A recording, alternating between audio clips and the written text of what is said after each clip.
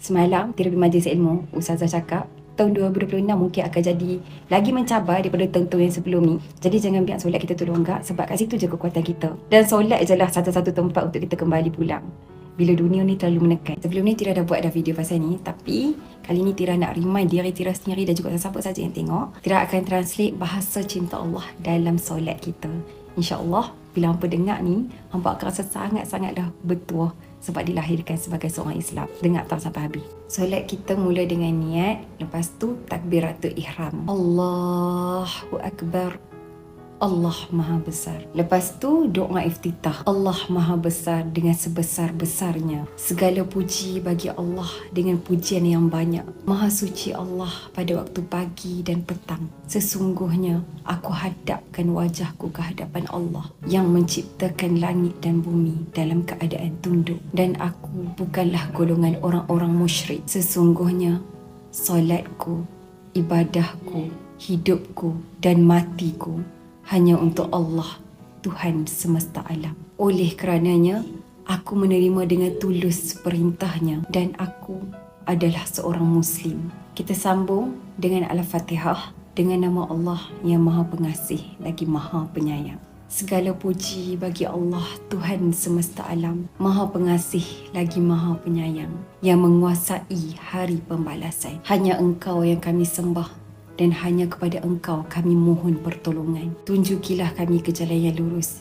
iaitu jalan orang-orang yang telah Engkau beri nikmat kepada mereka.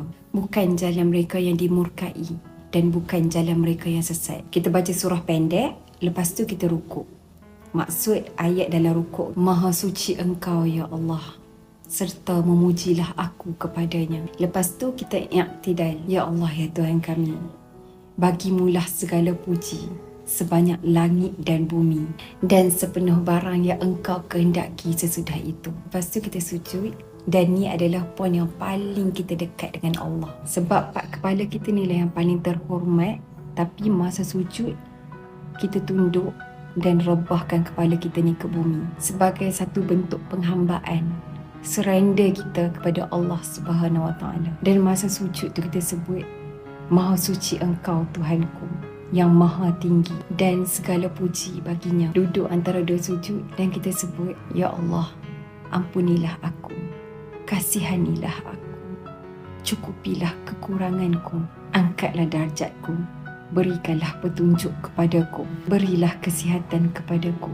dan berilah ampunan kepadaku. Last sekali, tahiyat awal dan tahiyat akhir. Segala penghormatan, keberkahan, selawat hanya bagi Allah.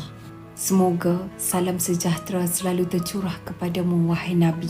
Demikian pula rahmat Allah dan berkahnya. Dan semoga salam sejahtera selalu tercurah kepada kami dan hamba-hamba Allah yang soleh. Aku bersaksi bahawa tiada Tuhan selain Allah.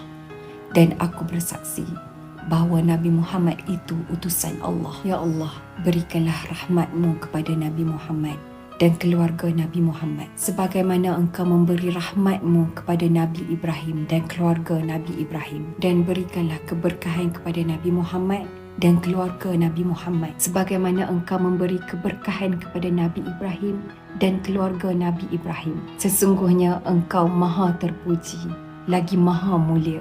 Masya Allah, bila kita betul-betul faham maksud dalam solat kita tu, kita akan rasa sesayang ni, secinta ni Allah pada kita. Bila kita faham maksud dalam solat tu sendiri jadi tempat kita untuk pulang.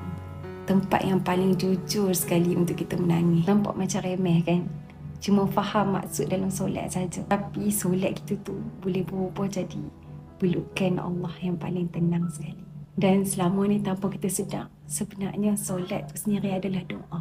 Kita harap video ni bermanfaat.